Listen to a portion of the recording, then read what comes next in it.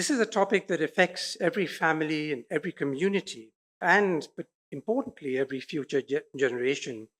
The discussion centers on developmental origins of health and disease, or DoHAD. This is a very simple, but it's a very powerful concept.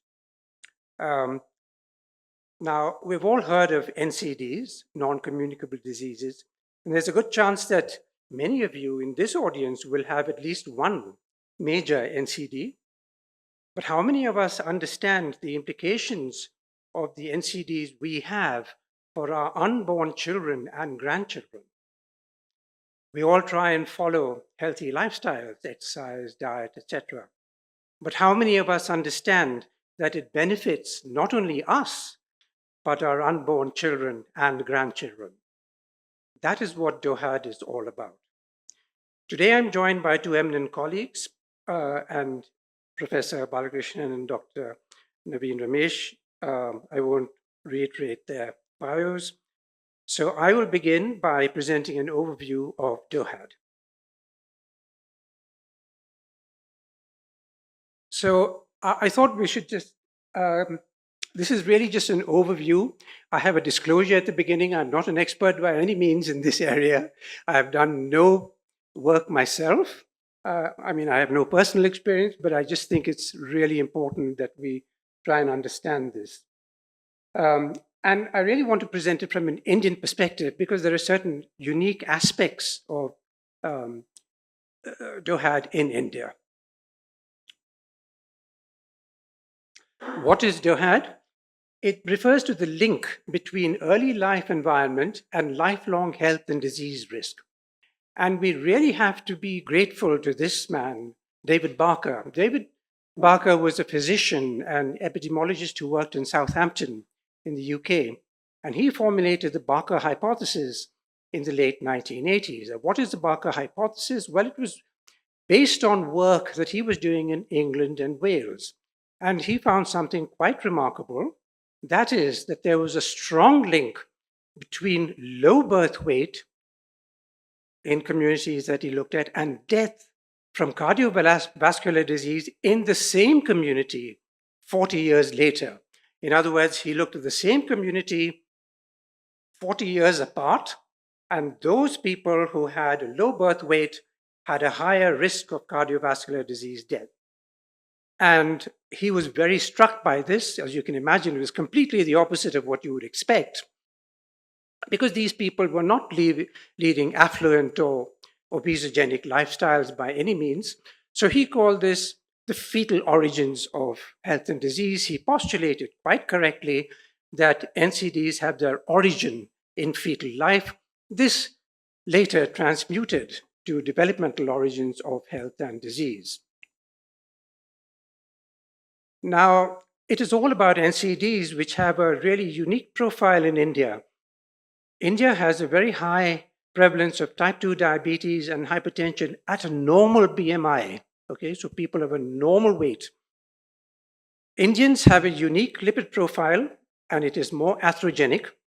There's a very high proportion of central obesity, coronary artery disease at a much younger age, even in Indians who live abroad. Okay, and there are distinct and unique cancer profiles in India. And you don't have to look at these graphs in details. It's just to show you the three of the important NCDs: obesity, hypertension, and type 2 diabetes. And the prevalence has been gradually rising over the years. By the way, type 1 diabetes is not really an NCD. It's type 2 that is more of an NCD than type 1. Okay? And we're seeing similar trends in children, which is particularly worrying. Now, this information was taken from the Indian Express, but it's fairly accurate. In 2019, 2/3 of all deaths were due to NCDs. And there's a 22% probability of dying prematurely from an NCD in India. So it's becoming really important. This is just a graph of type 2 diabetes mellitus. This is lean type 2 diabetes. Okay, so people who don't look obese, but have type 2 diabetes. This is taken from the National Health Survey, Family Health Survey 5, which is the most recent. And you can see there's a marked preponderance in the north. So there's the regional inequality. So the three questions: why has this happened? Why now? And most importantly, what can we do about it? So there are a few very basic biochemical concepts that you need to understand. One is insulin resistance. Insulin resistance is not just about diabetes, okay? There are lots of things that feed into it: genetics, sedentary lifestyle, weight, and so on. But as you can see on the right, there are a whole lot of outputs which have nothing to do with diabetes, okay? So this is one of the cornerstones of NCDs.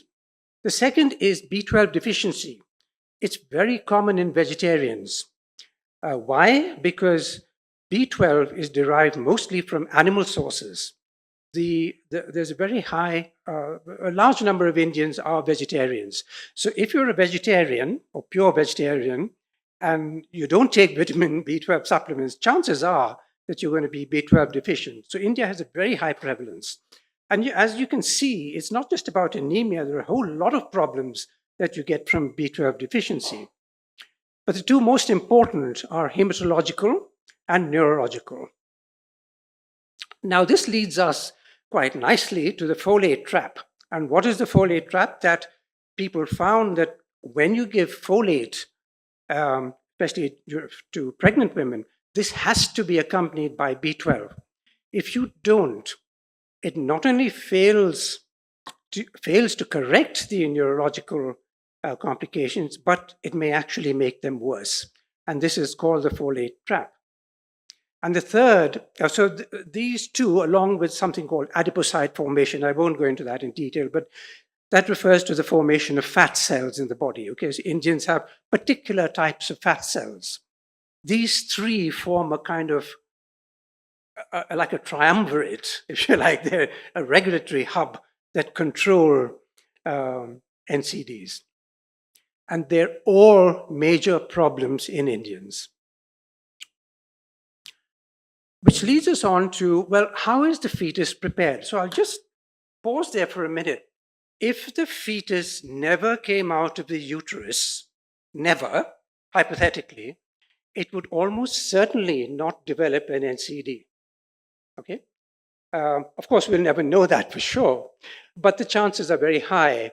It's because as soon as the fetus emerges, it's exposed to all sorts of things. So the fetus needs to be prepared. What happens when the preparation is insufficient? So a couple of the important things you should know here is the epigenome. What is the epigenome? Everyone's heard of the genome. So I liken this to a light bulb. So the amount of electricity reaching the light, going through the circuits, is the same in every household. But the amount actually reaching the light bulb depends on this dimmer switch. And that dimmer switch is the epigenome. It controls how the DNA is expressed. That's a very simplistic explanation, but it works. Okay. And we're indebted to this man, Conrad Waddington, who long before the double helix of DNA was described this. It's called the epigenetic landscape. So the little ball you see at the top is a primordial germ cell. It's just formed in the ovary, okay? And it's rolling down this landscape. But this landscape is different in everyone, okay? So it can end, depending on how the landscape is formed, it can go one way or the other. And even siblings have different landscapes. That explains why one sibling can have type 2 diabetes, another can have just obesity without type 2 diabetes.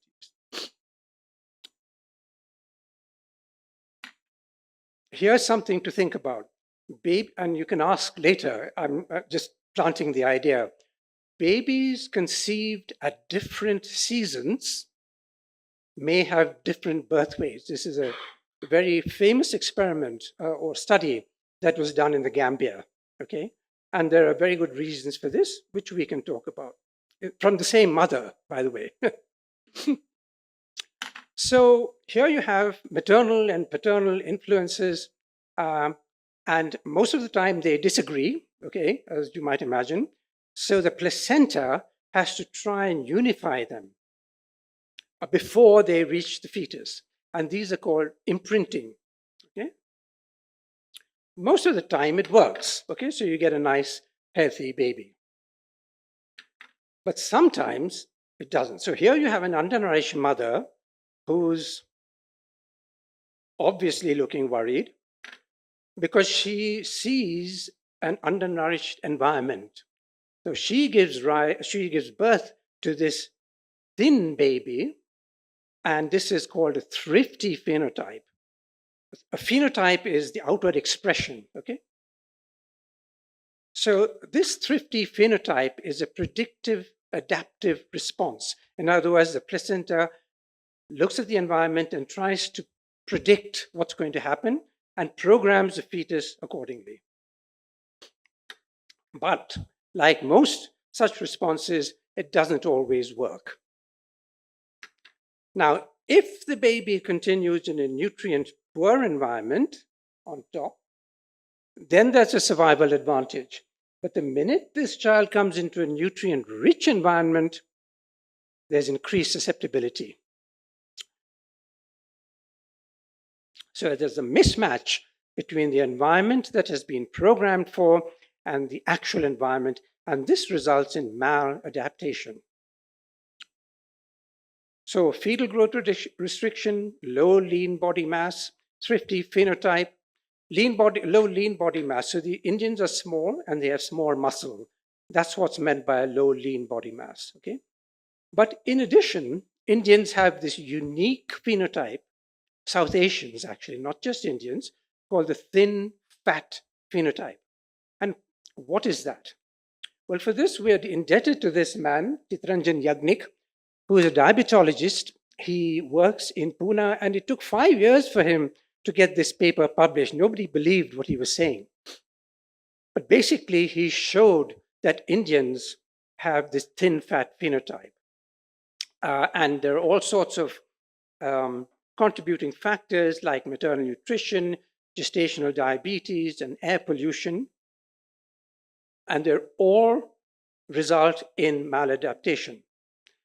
Think of it like a motorway. What's the thin fat phenotype? So you've got a 3-lane motorway, normal traffic, everything's fine. In the thin fat phenotype, the third lane didn't get built, okay? But the amount of traffic remains the same. So congestion builds up, but somehow they manage, okay? So that's the thin fat, but the minute you get some sort of environmental stressor, the traffic builds up dramatically and you get maladaptation. That's just a very simplistic description. And Yagnik and his colleagues from this very famous study called the Pune Maternal Nutrition Study showed that these children, thin fat phenotype, had a normal BMI, but insulin resistance at every age, a higher systolic blood pressure at every age, and a higher body fat at every age. And this was associated with a low B12 and a high folate. That's the first time in the world that this was described. It's a seminal study, actually. So the thin fat phenotype is a manifestation of thrift. The child appears slender, but has a relatively high body fat percentage, easily missed.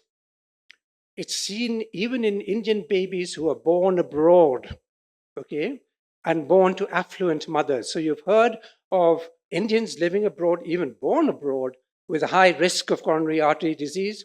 This is why, or is one of the most important reasons. So that's the thin fat phenotype. And this is a very famous picture. It's called the YY paradox. And that's Chittaranjan Yagnik on the right, okay? And that's his European colleague on the left. It's a bit fuzzy. They have identical BMIs, okay? But Chittaranjan Yagnik has 21.2% body fat, and his colleague has 9% body fat at the same BMI. That's what he was trying to illustrate, that Indians have relatively more fat. They're not actually fat. It's a relative description. What is important is that this can progress, the thin fat phenotype, to what's called visceral fat. That's when fat starts accumulating around the liver and the intestines, but the person actually doesn't look that much more obese. It's bad news, okay? But before that, remember, visceral fat may progress to truncal obesity. So there are a lot of people in India who have truncal obesity, but they don't always have visceral fat.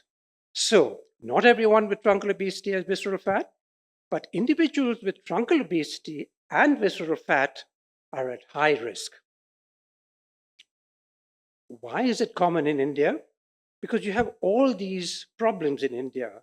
You have feast famine cycles, pollution, that is from the outside, and then from the inside, the three important ones are high prevalence of maternal insulin resistance, small muscles.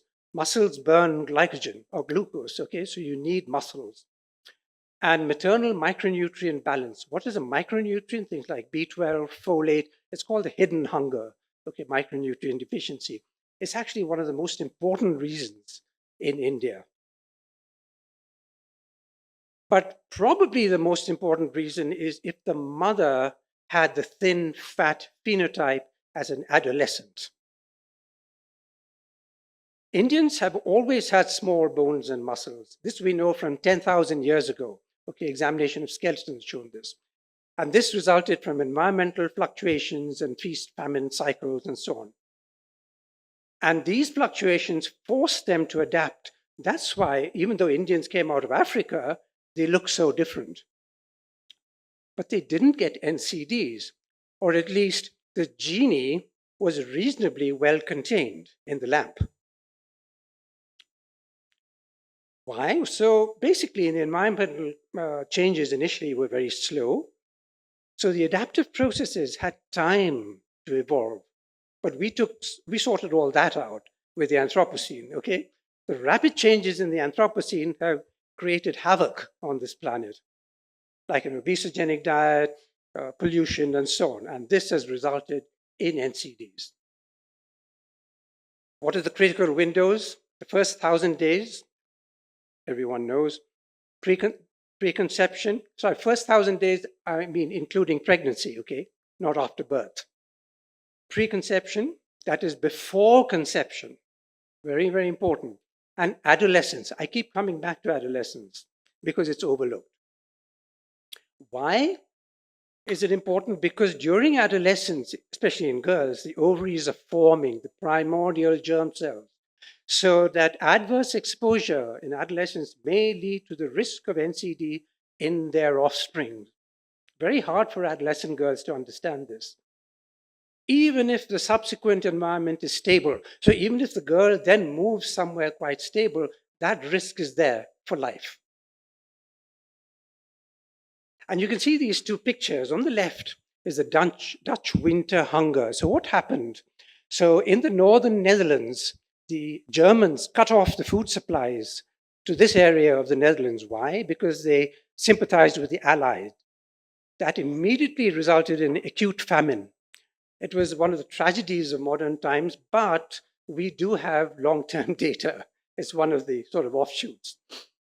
And similar results are probably going to be seen in survivors of Indian famines like the Bangalore famine. Unfortunately, we don't have similar data from India, which is a pity, but we can only extrapolate.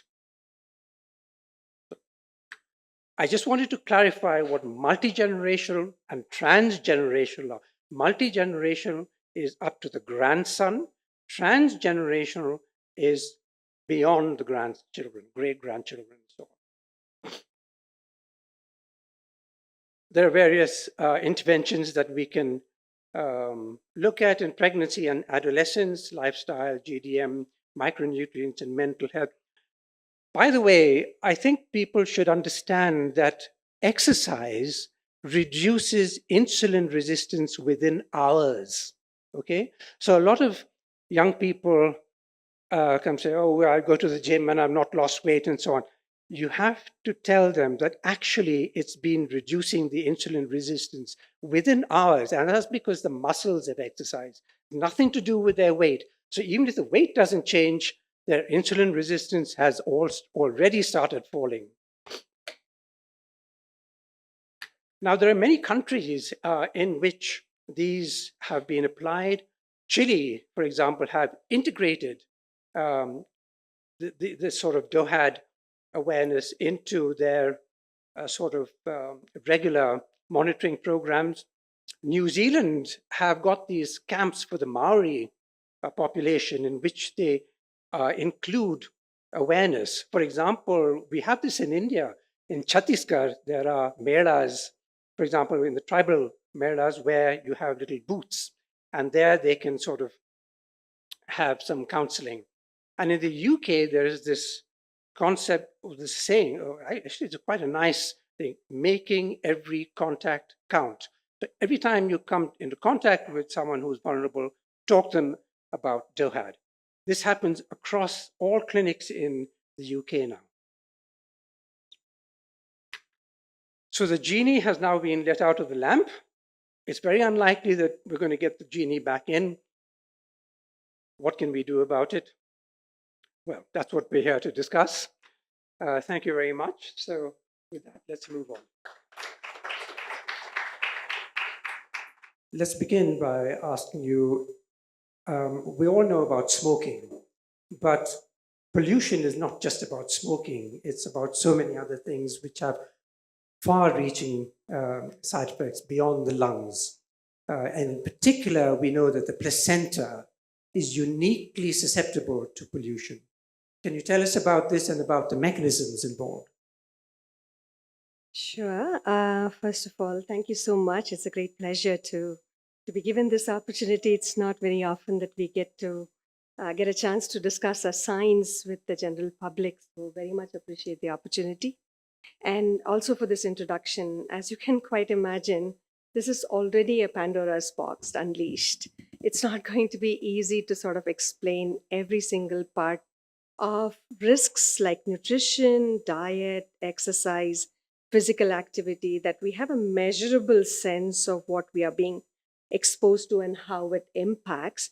So you throw in things that we can't measure very easily or understand what we are even being exposed to. It's quite a different ballgame in terms of piecing all these evidences together.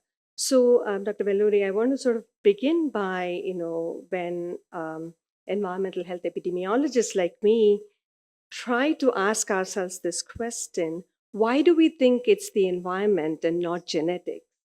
Because we are wired to think that everything in the developmental period is so predominantly genetic. The very influence of environment actually starts once you come out of the womb.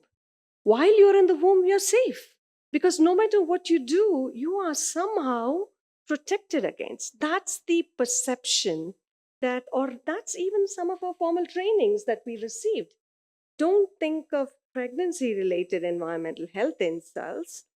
Think of, thalidomide, or think of, DDT or diethylstilbestrol, drugs that form deformities, reduce those kinds of disasters drugs. But rest of it is fine. You eat healthy, be healthy, and so forth. So one of the most important things I think, that changed our perception is what you alluded to. NCDs have started astronomically rising in the last 40 years. And that's too small a time frame for any kind of genetic variations to even accrue. Fundamentally, this changed, even, I guess, 40 years ago when I was a graduate student, where I was beginning my graduate school, we weren't trained to think that you could actually think of this. The NCD pandemic or the NCD epidemic had not even unfolded back then. But we were sort of, so that the principle number one on why environment is important starts with thinking right there. I'm not sure if this right there works. So you can see the DNA here. It's fixed. Nobody's denying that. But what's really happening is right there. The DNA is fixed, but the DNA expression can be changed as much by nutrition. We know that now. But what was new up until very recently is whether it is undernutrition or overnutrition or exposure to pesticides or smoking or alcohol or air pollution, it is all the same thing. As far as this DNA is saying, what it's seeing is to change its expression in such a way that it would confer a fetal advantage of being born to near normal weight, not even low birth weight, and somehow try to protect the fetus for survival. But in the process of doing so, you are setting yourself up for already early life deficits and later in life outcomes. What over or undernutrition does is what your phthalates do, what your bisphenol A in plastics does, what air pollution does. And that has been a magical progression in terms of our understanding. And if you can look at the earliest history, the earliest environmental stressor we knew to make pregnant women stop insulting their bodies was smoking, as you mentioned, Dr. Vellodi. And there you go. You have here. I'm not sure if you can see this graph here. Oops, sorry. If you can see this graph here, this is the blue line for weight of boys and girls born to mothers who don't smoke, who didn't smoke during their pregnancy. And just look at the lines here for boys and girls who were born to mothers who smoked.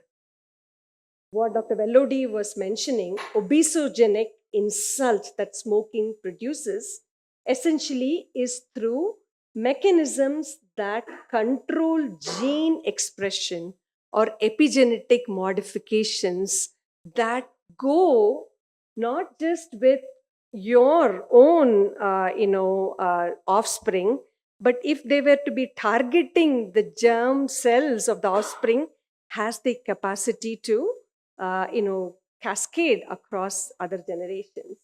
And if you're kind of wondering, okay, that I get it for smoking, that's an insult that we all recognize. We've seen actually babies being born with low birth weight with smoking.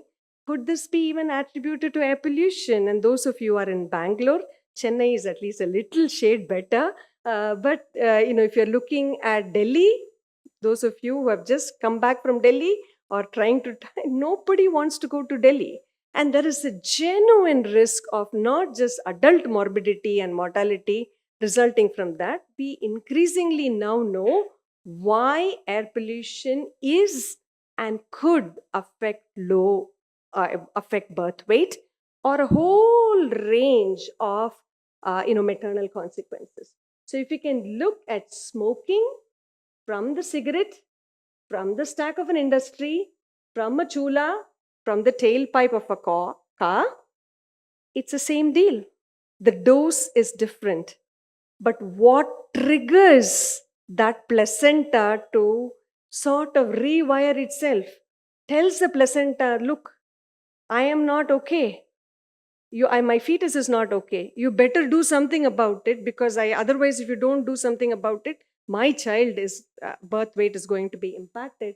So essentially now we realize that this particulate matter that is smaller than the blood cell, this looks like an asteroid here, but it's actually much smaller than the blood cell, can enter, not, even if you're inhaling air pollution, as Dr. Vellodi was mentioning, it is not about respiratory morbidity.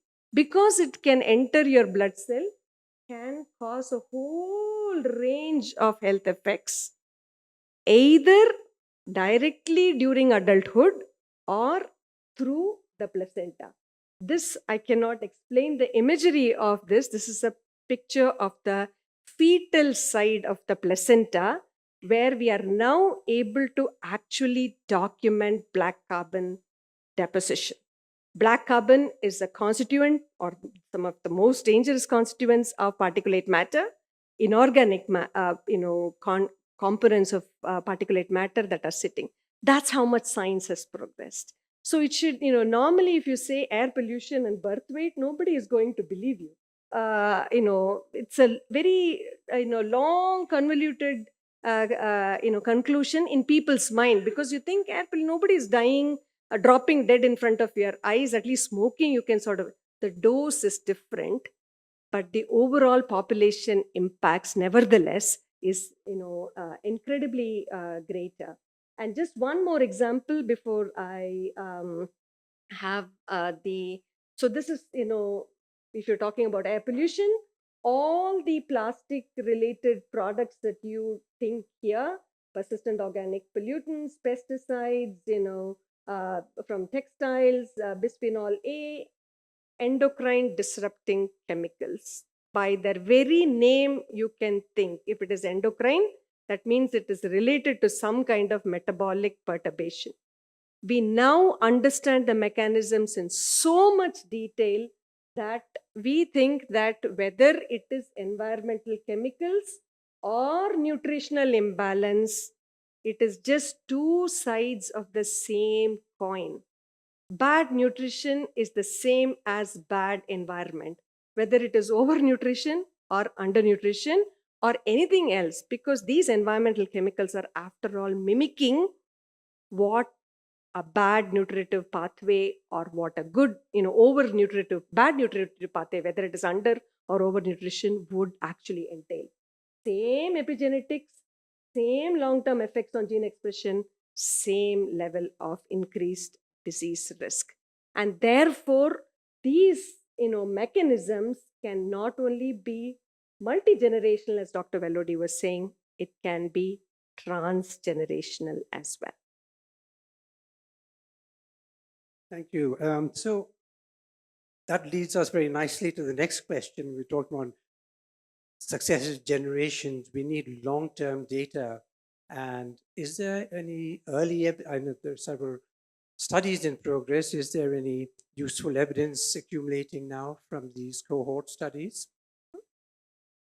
Indeed, so if you're sort of looking, if I may just backtrack one moment to sort of look at, cohorts can study a lot of things. Cohort essentially means that you recruit a person. It could be a pregnant mother, it could be a young child, it could be an older person, and then follow them up for 20, 30, 40 years.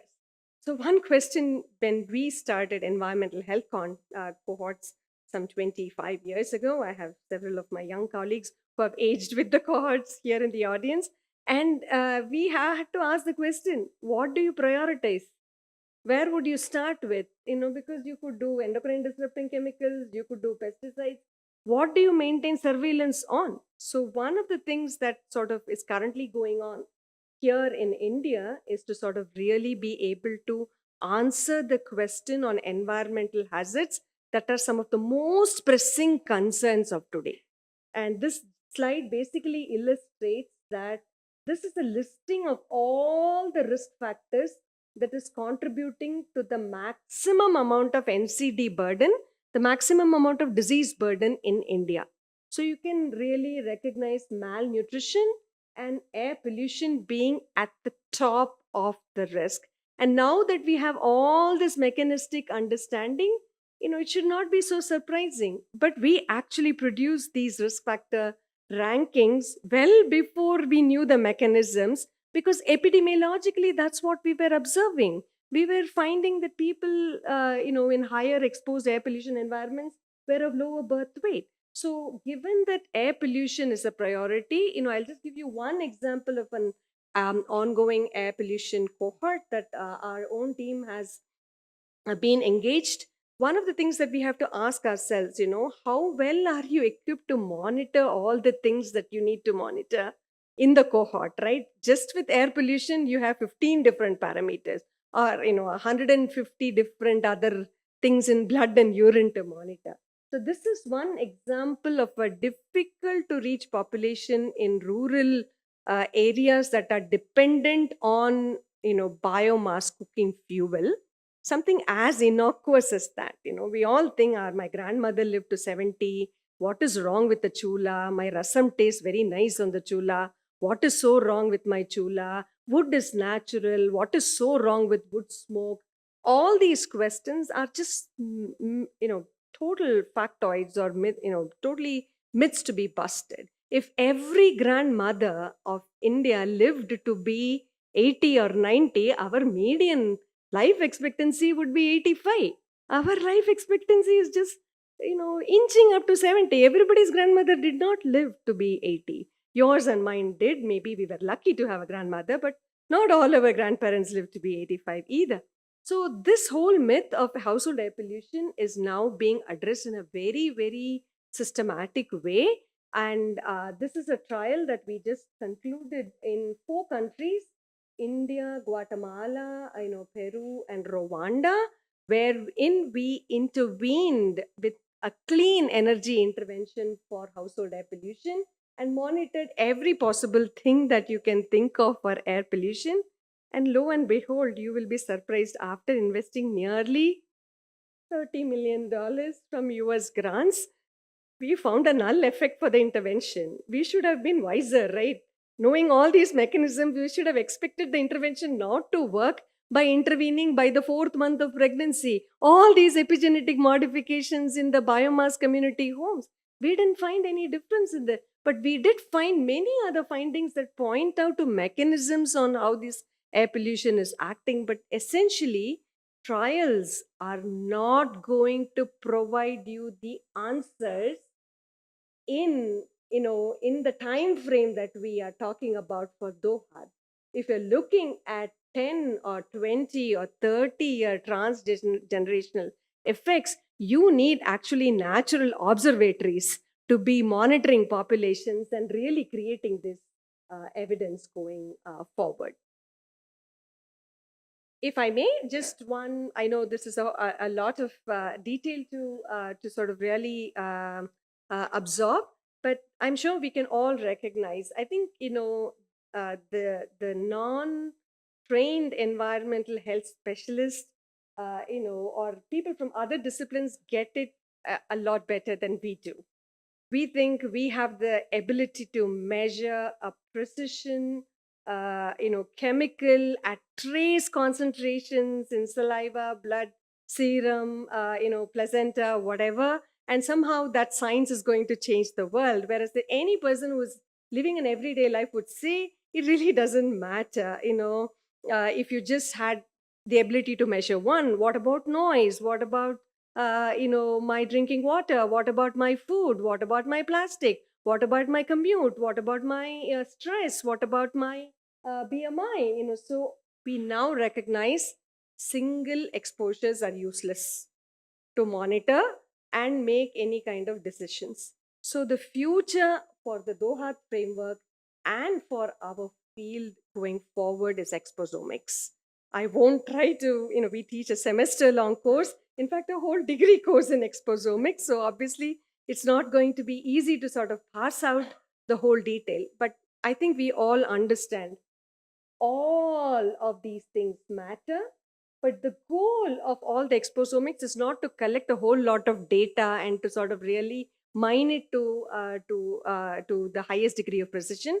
It has to translate into what we call not just into personalized medicine to cure diseases, but to precision prevention, where you can target communities, individuals, and groups with information that can prevent these combinations of exposures in a targeted way. If you say go back to pre-industrial times, none of us are going to be able to do that.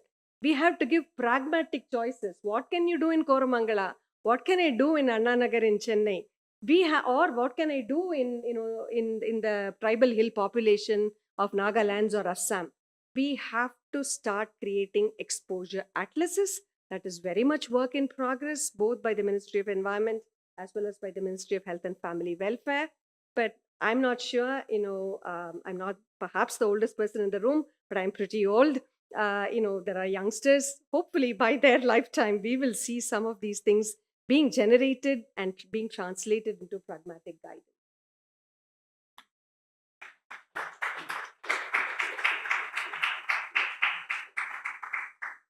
A couple of things that have arisen from this. One is, of course, that there are certain target groups that we have to sort of try and aim for. Women and adolescent girls. And so, Naveen, how do we target these people? And in particular, how do we target adolescent girls? What has been, can you combine it with anything that you're doing? Thank you, sir. Thanks to all of you for taking your time out. And thanks for this team of people who are from different background who have been called to talk about DoHAD. And all the slides and pictures are from the Ministry of Health and Family Welfare, RMNCHA plus N. That's where I've taken all these diagrams from. So this population is based on the 2011 census. So I put this up because if you look at what we have been, the two previous speakers have spoken, there's a lot of opportunities at every stage in our life cycle where we can do an intervention. So this tells us about the total number of pregnant women, because that's where most of the things do change to happen, especially if you're looking at the next generation and looking at preventing the next generation, or probably reducing the burden and the risk. So that's the number of pregnant women we have and the number of births and the adolescents. So looking at the opportunities, this is what I said. So if you look at the programs which have been done or taken up by the government of India, most of it have been, even though they don't say that it's going to look at DoHAD, there are some small interventions which have been done, which we can relate it to probably on a long-term basis looking at DoHAD. Because currently malnutrition, undernutrition among children, or anemia are the major problems which are affecting our country. And that's what the markers are looking at, or that's where we compare the Indian statistics with other countries. So that's what they look at a bigger picture. But if you look at the micro things, there are a lot of things which have been done. Looking at the reproductive health, the small thing like spacing between pregnancy so that the nutrition level of the woman comes back to normal or to closer to normal between two pregnancies. R is for reproductive, M is for maternal, that is the pregnant mother. There are a lot of programs which look at pregnant mother starting from early registration, so you can assess for the risk factors, iron and folic acid and calcium, which definitely you would have heard about it, vaccination. Mental health has also been taken care of. How one is the fund transferred to the mother, even giving transportation from the village to the hospital and taking her back, and making sure that the pregnancy happens at an institutional level rather than at home. N is for the newborn. As soon as a newborn is born, apart from being born in an institution, you look at the nutrition status of the newborn. And apart from the congenital things which goes into clinical, we are also looking at the nutritional status of the newborn and looking at vaccination so that you can protect the infections, screening for children. So those are some of the things which happen at that time, including early initiation of breastfeeding. And now most of the industries do give 6 months of leave for the postnatal period so that the child will be able to get the nutrition, which definitely have some of the protective mechanisms which from the mother can be to the child.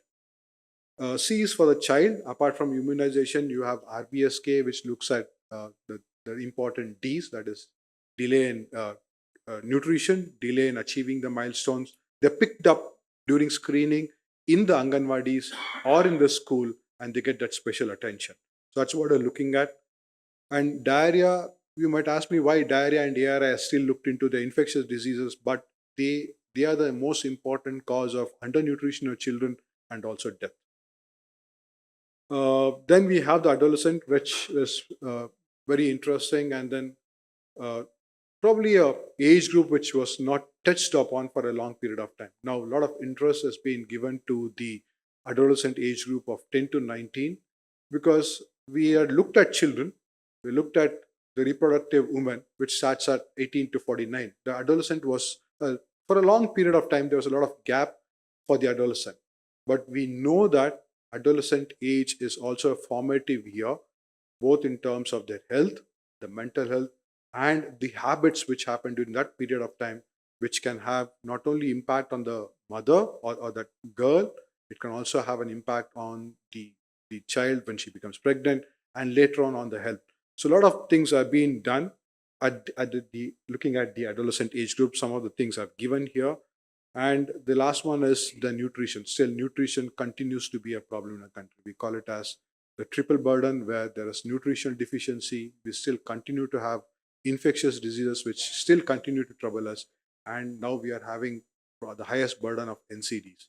So that's the burden which we continue to have as a part of this programs, which target, as I told, not exactly DoHAD, but yes, long term they will definitely have some small benefits on DoHAD. Thank you. And I mean, we'll come to that. I think you're going to, in your next slide, you talk about it, but how do we raise awareness in these groups? What are the opportunities? I mean, these are the opportunities in as far as maternal health is concerned. As you can see, there are a whole lot of programs going on with women. But if we go on to the next slide.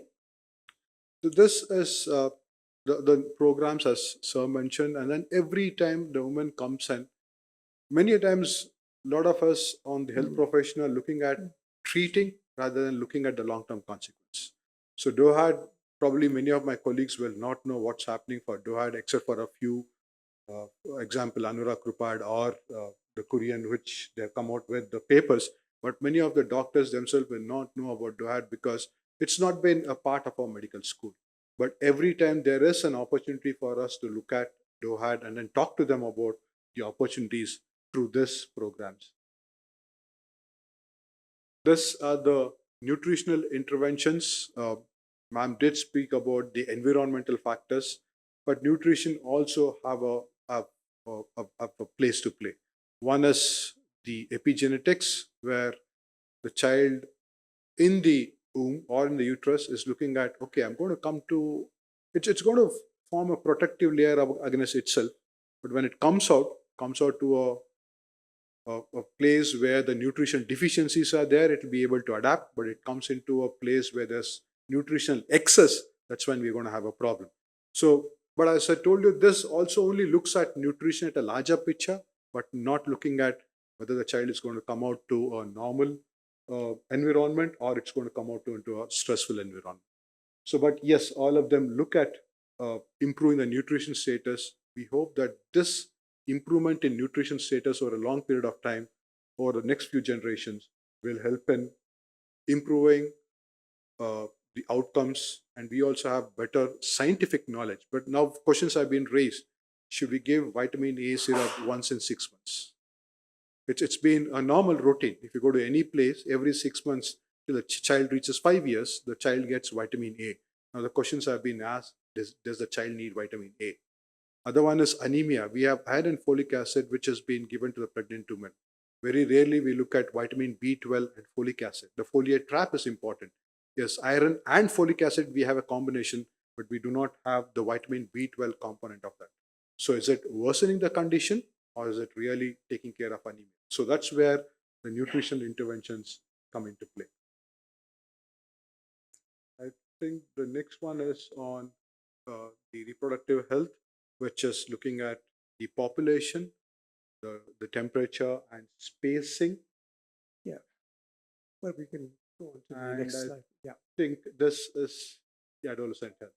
So the adolescent group is a particularly vulnerable and neglected group. The question is really whether, because adolescents, they don't understand these things, and it's very difficult to talk to adolescents about something that lies in the future like this. They have other things to think about, education and marriage, all sorts of things. Starting to talk about DoHAD is, so we've got to have a way of getting through to adolescents, and many programs across the world have used what are called peer educators, PEs. That is adolescents who can actually speak the same language. And it's been shown that the results when such people are used are much better, the results of raising awareness. But you've really got to use a language that they can understand. You've got to employ people whom they trust and whom they believe. So I think the RKSK is there on paper, but the results of the RKSK in India are really patchy. If you look at adolescent awareness, it's very poor. Okay. So what we look at as the program talks about having an adolescent-friendly clinic in the existing system. That is our primary health centers in rural areas. But what's happening is, are they really adolescent-friendly? Is the question we'll have to ask. Because the timings of the hospital is most of the times it's between 9 to 5. Do you know that most of the adolescents are either in the school or colleges between 9 to 5? One. Two, it's one medical officer and a lot of people sitting over there. If they really want to talk something which is personal, are they really having that space to talk about those things? So what's happening is the adolescent-friendly clinics are on papers. Micronutrients to some extent are taken care of. The RKSK is, even if you look at the details of this program, they're looking at holistic development of an adolescent. That is their menstrual hygiene, the nutrition, the education, misuse of drugs or alcohol is what it talks about. That's one of the biggest program with regard to adolescent. The next one also looks at empowering an adolescent with regard to skilling them so that they will be productive going forward, but they'll be able to take care of their health, but definitely not looking at DoHAD. Probably because even when we try to explain it to anybody, they don't see that happening when they have a child. It's going to be a long-term impact. Probably they'll understand that 30 or 40 years later on, not that which they're going to see now. But if there's a nutrition deficiency, they're going to see a child which is born low birth weight, which is having an immediate impact. So probably that's where the gap is between explaining DoHAD, which is a long-term consequence, when compared to something which is easily visible to the adolescent. Thank you very much. Thank you, sir. The first, as you've probably gathered, is the lack of awareness, even amongst health professionals, of DoHAD. I mean, in a sense, we don't actually have to use the term. It's a catchphrase, which is convenient, but actually it's about the principles of DoHAD. It's about the principles of DoHAD rather than the term itself. That's important. The second thing that I just wanted to mention was the title of this program, Born Vulnerable. Now, some of you may be wondering, well, if the mother or the placenta is trying to protect the fetus, why are they vulnerable? These children are vulnerable from birth. So these children are born with insulin resistance. Whether they go into a good environment, bad, they still have insulin resistance. Why is that? It is actually not protective. The placenta cannot distinguish between health and disease. It's incapable. It's not sentient, okay? So whatever is going on inside the body is what we call a complex adaptive system. So what is a complex adaptive system? It's a group of processes that work together to achieve coherence. That's it. And that's all the placenta cares about. As long as there is internal coherence and balance and the fetus has survived, that's fine from the placenta's point of view. The mother has no control over this.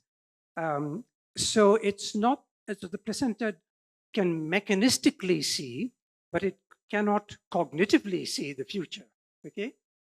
And therefore, that's why they're born vulnerable. And no matter what else happens after birth, it's not the placenta's concern. So I just wanted to clarify the title. Okay, I think, so now can I invite my co-panelists and we'll.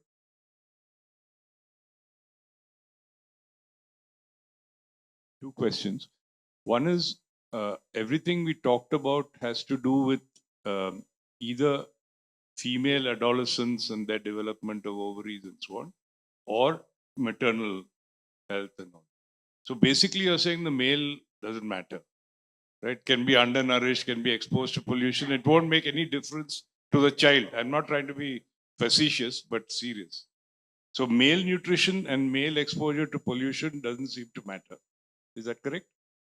That's not it. Well, it's less important, shall we say? The importance is less than that of the mother. It's not that there is no influence at all. I mean, sperm counts and so on, for example, are well known to be affected by pollution. If I may, answer this in a different take, it's like you may not be able to influence too much your offspring, but you yourself are a product of what your mother saw. But on the other hand, you do have a contribution to make in terms of, if you follow an unhealthy lifestyle and your epigenetic modifications are such that they play negatively into your partner's epigenetic modifications, even though it is the DNA of the two partners that eventually make, there is increasing evidence that some of the epigenetic signals of unhealthy lifestyles or unhealthy states of the body of the male member can actually, it's really hard because you need longitudinal data, and these modifications are very small, and then you have to go through zillions and zillions of modifications before you can really pin this down.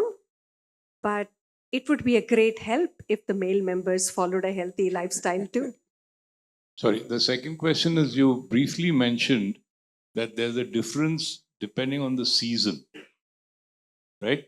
Now, as we know, many animals only produce in a certain season. They have a seasonal reproduction. So this is seeming to indicate that somewhere along the way, our behavior is incorrect. We should only be reproducing in a particular season. Is that correct? Well, I don't know about the interpretation. So what you do about that's what you do about it. But you're quite right. So this is the equivalent of runting in animals. So cattle, for example, who conceive in the wrong season, produce runted calves. Very similar. But the experiment that was done in the Gambia showed that mothers who conceived in the lean season, the rainy season, conceived, not gave birth, conceived, gave birth to babies that were slightly lower birth weight than mothers who conceived in the dry season. And the reason for that is something called it's epigenetic. It's called a metastable epithelial, which is sensitive to the climate. It probably exists in India as well. There is some data coming through, and you can, for example, babies conceived in the stubble burning season. Would you like to? Well, every pollution exposure is very much influenced by, often the fate and transport of environmental chemicals is influenced by meteorological parameters. You have more water runoff, you have more air, shed dispersion. So there is a great, very, in fact, almost in every environmental health study, we have to adjust for the season at which it was measured. If you ignore the season, you are missing a window of exposure. So that is an over and above, whatever there is a baseline indication. So, and the same is true for nutrition too. So I guess this complex interplay of nutrition and environment is probably the primary signal, overlaying itself on a longer term evolutionary trend. How is that playing into in terms of, did people, for example, have an evolutionary advantage because, they appeared, if it was not too cold, not too hot, did the natural geological cycles of the earth play into when a baby was conceived and what which offspring survived, that kind of a question. Lots of things too that we don't know yet.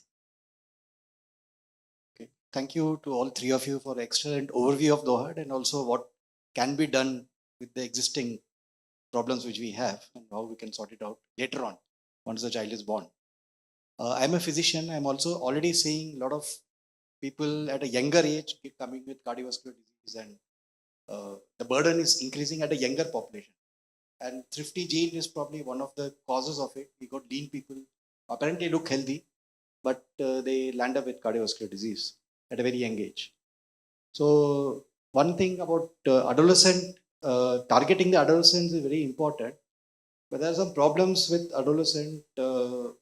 It's actually the age of adolescent is falling between it's a gray area. It's neither in pediatric age group or not in the adult age group. So there is a lot of overlapping and probably they are not, that focus on adolescent is not there as of now in our country. Especially in government setups, even in AIMS and PGI, I think they don't see children, pediatricians are not seeing beyond 14 years of age. And in, of course, the adult medicine starts after 18 or 19 or something. So that's a gray area which we have to tackle probably by some other means. And number two is the adolescent age when we can make the maximum, say, difference. That is the age when they are in 9th to 12th class.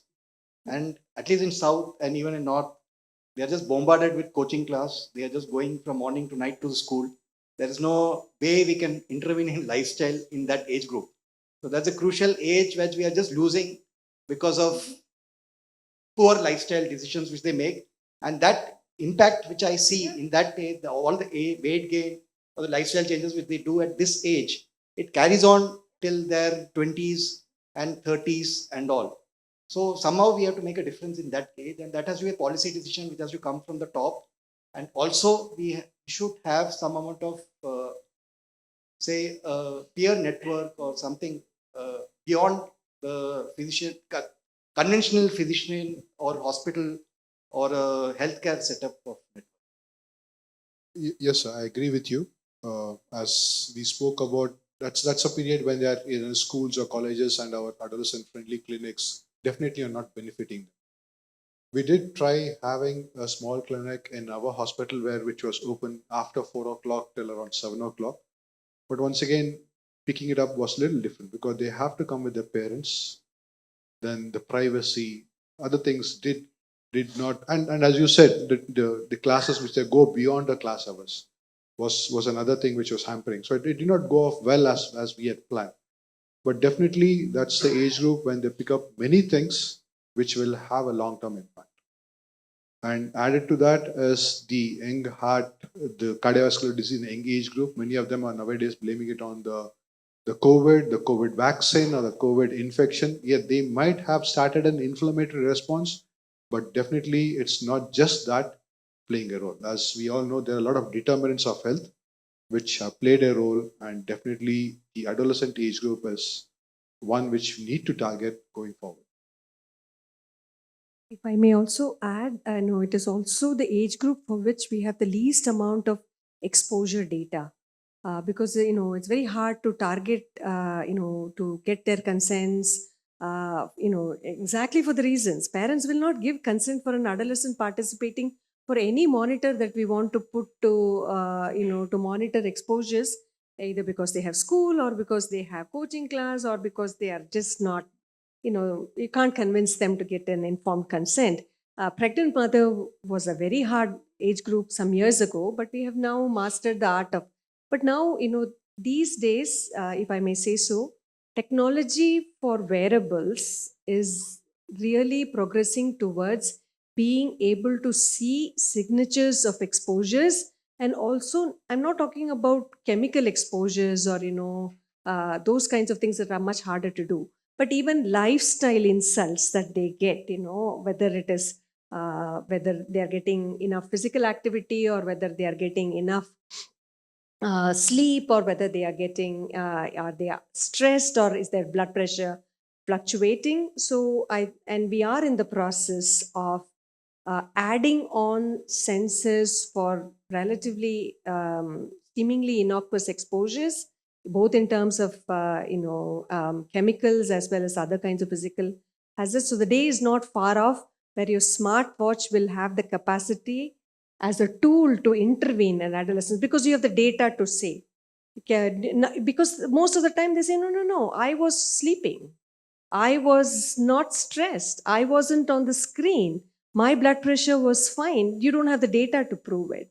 So if you have the ability to monitor,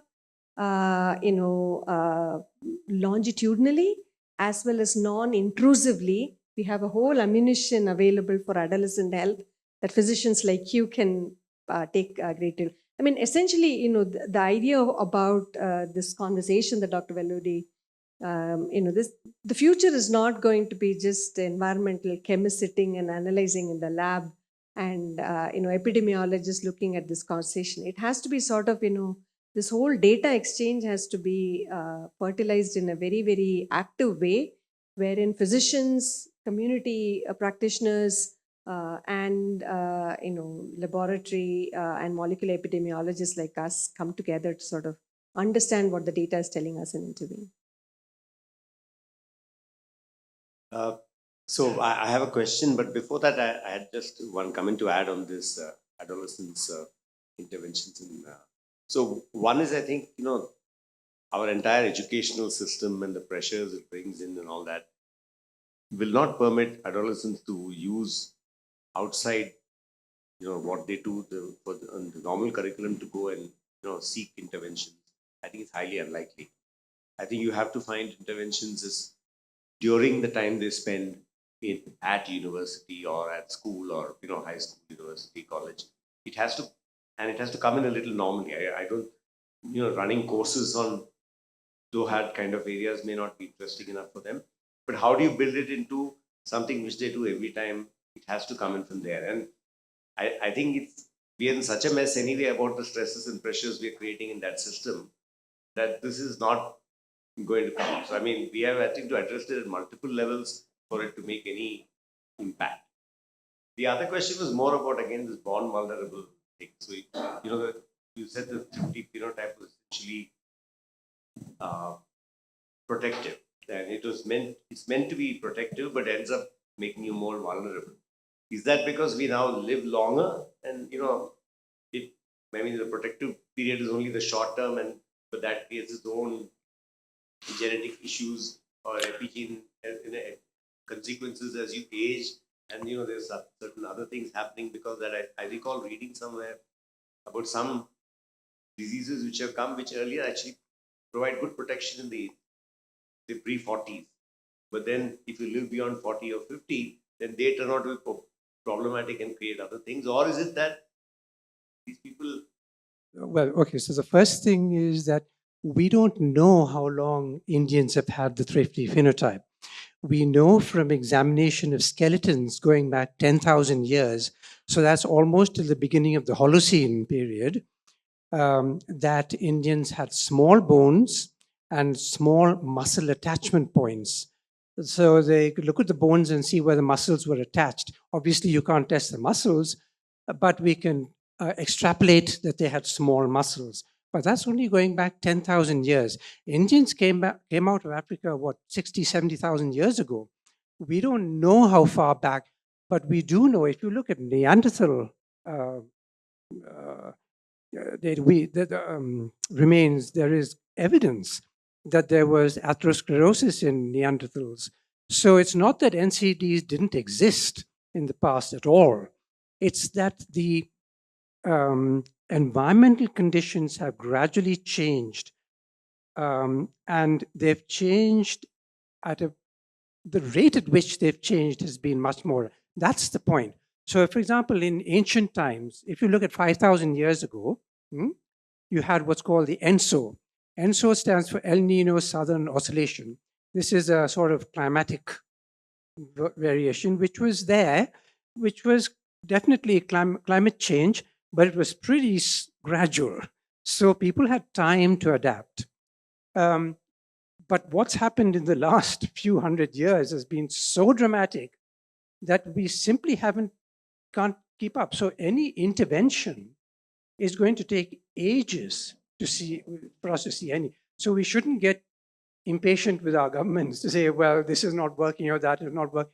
This is, so I don't have an answer to that question. How old is the thrifty phenotype? We can only say from the skeletons we have so far.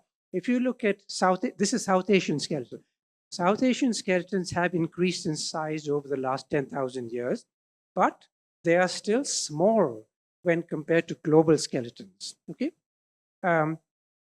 that's all we can say. We can only tell you what data is available and what has changed recently, and what we can do about it or should do about it.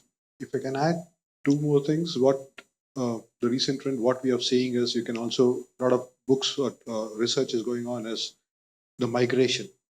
A migration from rural to urban areas, which has increased over this thing. Will that have an impact? Because they were into agriculture, hard work, labor. Now they're coming into a situation where most of the things are where you sit and do a thing. The second one is our food habits have changed, where we are eating more and more into processed food, which we all know that it's going to have an impact. So nutritionists are also looking into these two things, whether it's going to make the things worse going forward or it's going to improve. But it doesn't look good as of now with these two additional changes which are happening for the last probably 100, 200 years. And to add to that also, I'm basically at a higher level of confusion after listening to this whole, which is not a bad thing. I remember I had a coach or mentor. Okay. I'm always accused of having a loud voice anyway, but you need it for, okay. But one of my mentors used to say, I hope I've left you at a higher level of confusion. So it's not a bad thing, but to your point, there's also, when I live in the US, and when I went to the US 45 years ago, we definitely had seasonality in terms of what we could eat. Today, I can get any fruit, any vegetable at any time of the year. And there has to be some, and that's happening here too, right, in India. So you're not eating what's grown locally. You're eating stuff that's coming from hundreds of thousands of miles away. But getting back to the whole topic that we have, so there's an awareness. They always say the first thing to solving a problem is awareness. But there doesn't seem to be a resolution to it. And so how do you, for example, Ravi's point about adolescence, I was involved in a program with adolescents about crime, fighting crime, in a small city in the US, Milwaukee. We brought it to the school. Rather than taking the kids out of the school, we brought police officers and immersed them in the school and made it a part of the curriculum where they had a class once a week where there were police officers standing and teaching them about crime. And it had an amazing impact over a period of about 12 years, where kids who were trained to run away from the cops, and these are inner city high crime areas, started embracing having police in their neighborhood.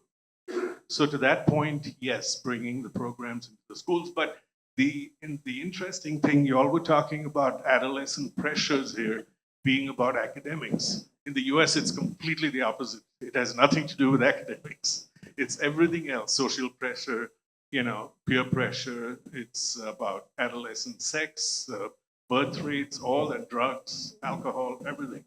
So, but when you don't have, and it's going transgenerational, how do you even relate, even if you bring a program to the school?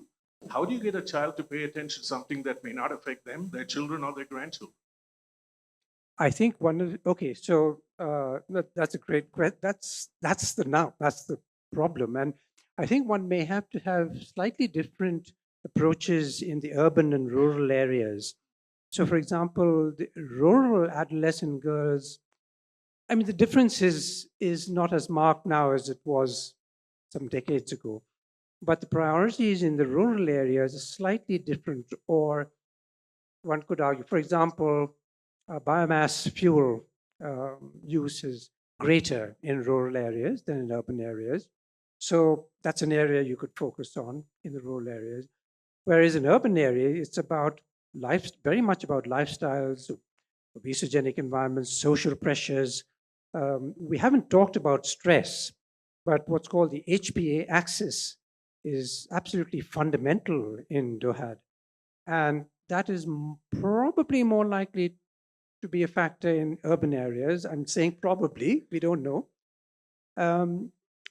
Pollution may be different in rural versus urban. And I think that, one has to look at the population you're treating. That's what's called precision approach that Kalpana was talking about. You identify your group. First, you identify the problems, what the questions you want to ask are in that group. Identify the minimum number of, so if you want to do a study, for example, there's data now to suggest that 500 is a minimum number to do a study on, okay? Less than that, you don't see an effect that can be published. Greater than that is quite difficult to do the study. So 500 is a decent number. So you take a taluk, that is 500, and you do your study, but you first have to get you have to get the data for that and then design the study to fit, to answer the questions and really go from there. But I mean, I think the countries in which this has been the most successful have been those where this has been recognized for decades. And Chile, for example, is an outstanding example. They've integrated into their programs 40, 50 years ago. And it's been going on for years. I mean, I was bowled over by the results, actually. And are they seeing results? Absolutely. The results of type 2 diabetes has fallen, obesity has fallen. You look at the Maori population in New Zealand, I mean, that is dramatic. I mean, the results there, I mean, it really is a flagship program. So is there something that we can borrow from those? Without any doubt. Without any doubt. The question is, what is impeding that? I think the facts are there. It's all published. What is impeding that? But how much is in the hands? Yeah, that's the point I wanted to get at. Prevention is not something that an individual can practice without the support of the state or the overall ecosystem stakeholders. And the goal of this talk is not to put the onus back on that little kid who's sitting in the school competing against so many pressures and actually understand DoHAD or think that, DoHAD is what is going to hurt the kid that I will have 20 years later, and therefore I will engage in primary prevention. No. The best example we have, of DoHAD for a single hazard is that of smoking, wherein we tackled smoking over 50 years and the battle is still not won, where we looked at multiple ways of creating an ecosystem that actively discourages or, for that matter, eliminates smoke. Kids now, really, unless they are really wacko kids or, very, very under, attended to, don't want to smoke, not because they understand, and that has taken years. And that is not just a combination of people understanding the mechanisms of smoking damage to the mother, but taxation, creating economic incentives, understanding the health cost burden of treating smokers and so forth. So we do have lessons, and to Naveen's point of how challenging it is now, DoHAD is not standard of care prevention in India. This is just the beginnings of a scientific exercise in progress. And we really appreciate, many of us serve on many of the national guideline committees. We are just beginning to understand and unravel the science. If smoking is so hard to wrap your head around, you can imagine endocrine disrupting chemicals. It's a very hard sell. How will you eliminate them? Where are we going to eliminate them? What do we know about the exposures? The risk is so small for an individual, but at the population level, air pollution, risk is so small for the individual. But for India, this is nobody in government, even in the Ministry of Health, when we present the results, is ready to believe us. How can air pollution? अब तो सारे ही लोग air pollution की वजह से ही मरेंगे. ऐसा थोड़ी ना हो सकता है. That's the popular refrain that everybody asks. Smoking, we get it, but this is a challenge. This is just, exciting science at this point. Really important science that can't wait for all of us to know all these answers before we take it for the public good. We have to start having this conversation now. The questions you ask tell us about, how we reframe our hypothesis. And therefore, the goal is to arrive at strategic epidemiological approaches and data synthesis approaches so that this translation of evidence to policy can happen at the higher level and percolate down to the lower level as soon as possible. Okay, thank you so much for the presentation. I am a PhD student in epigenetics in the US.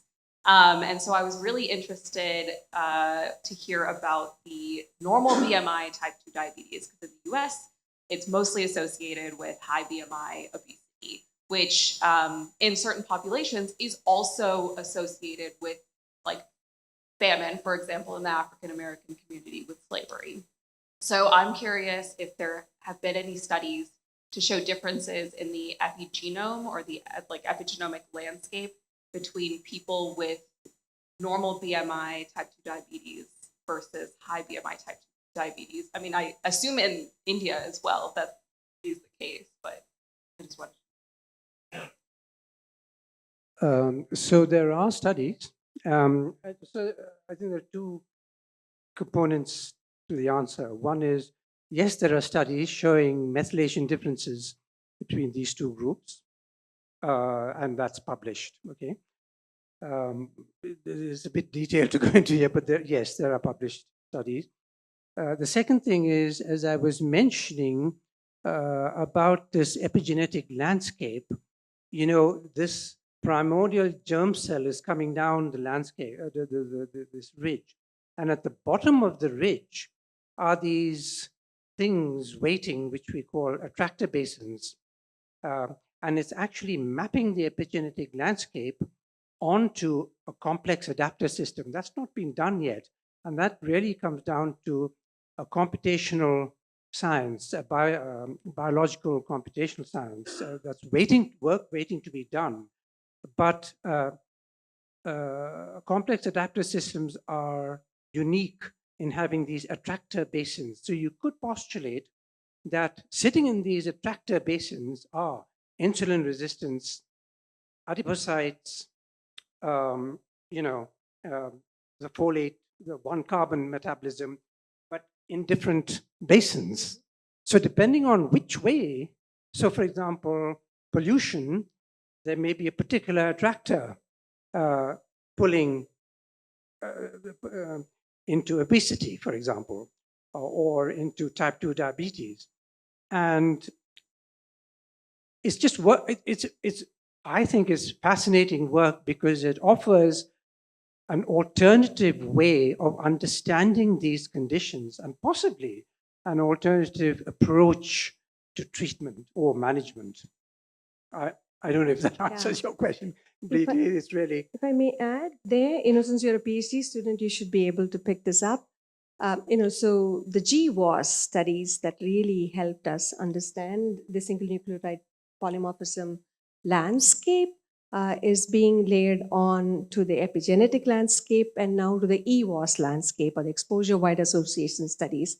So it's not just the epigenetic modifications per se, but also the underlying, single nucleotide polymorphisms that are absolutely, that the interaction or the crosstalk between the genome-wide associations, the epigenetics, and the exposure-wide associations is the elephant in the room here. It's like you can't really, begin to separate all of them. You have to sort of really integrate, and that's why we see unusual patterns. All our risk scoring for CBDs are breaking apart now because we are seeing different ways that these crosstalk to each other. And therefore, I can't, but, I wanted to make a comment. I saw William Conrad with a pipe cigar on the picture. And I was thinking, my God, he didn't think about DoHAD at that time, didn't he? So there you go. So it's like, takes a long time to sort of really unravel these things. But yeah, this is the future. And I think the data science capacities that are building up across and being in Bangalore, maybe if any of you can convince, we were hoping that in Bangalore, we would have several of the IT folks come in and actually will, look at data sciences being the power engine to integrate these streams of data pouring. It's not going to happen without that. It's not going to happen without AI, and it's not going to happen without Bangaloreans. And by the way, I was at an epigenetics conference last month. This was run, it was actually the National Genetics Conference, but we decided to have epigenetics as the theme. And the two groups of people had never seen each other. Really, I'm, they're working in silos. It's extraordinary. We need to come together. So, Dr. Kalpana, you talked about the exposure atlases. Exposure atlas. Yes. You mentioned, I am nowhere related to medical community. In fact, I am a typical IT corporate. So I happen to be here. So I would really want to understand what can you share us about that, because that is something that maybe people in tech, IT, data science can contribute. I'll just give you a small example of air pollution, and you can think of similar approaches being built for other kinds of exposures. So as you know, whether it is Karnataka Pollution Control Board or Tamil Nadu Pollution Control Board, one monitor somewhere sitting in some remote location has no correlation between where people are and where the sources are, and that was the case some 30 years ago. Right? Gradually, we ended up having 10 monitors, 15 monitors. Delhi now has something like 50 monitors. Even that is not enough to address the hyperlocal gradients that can happen in exposures. So now come the satellite products that we have. Now it is possible to calibrate the satellite provided aerosol optical depth, which happens, every day. At 1 kilometer by 1 kilometer resolution is the lowest point that we have been able to get. Of course, it is not without uncertainty. How can a satellite tell you what your exposure is? But we are getting amazingly close, where in compared to the cost of having every monitor in every home and everybody trying to interpret their own data, the cost of the satellite product is so cheap that you can actually calibrate it and get a very decent idea of what wards in Bangalore city or what wards in Tamil Nadu city are the most in need of attention, and we have source signatures from that. So we can now look at creating exposure atlases for pollution control boards for air pollution, which was imagine 1 kilometer by 1 kilometer, even in Bangalore is difficult. Imagine in rural Tamil Nadu or rural Assam, where even the capital city will not have even one monitor to do that. So that's how we are leapfrogging in being able to create exposure atlases. We have now similar dispersion models, similar biological monitoring repositories. You have blood samples from Chennai, Bengaluru, rural areas. We are now bringing all of them together, wherein we would do a multiplex analysis of the entire. It has been done in the US, it has been done in Europe, where we understand exposure profiles at very high resolution, and we will need the help of IT folks to map it with geospatial statistics to sort of really look at where are these exposures coming from and what are the choices for interventions. Thank you very much. Okay.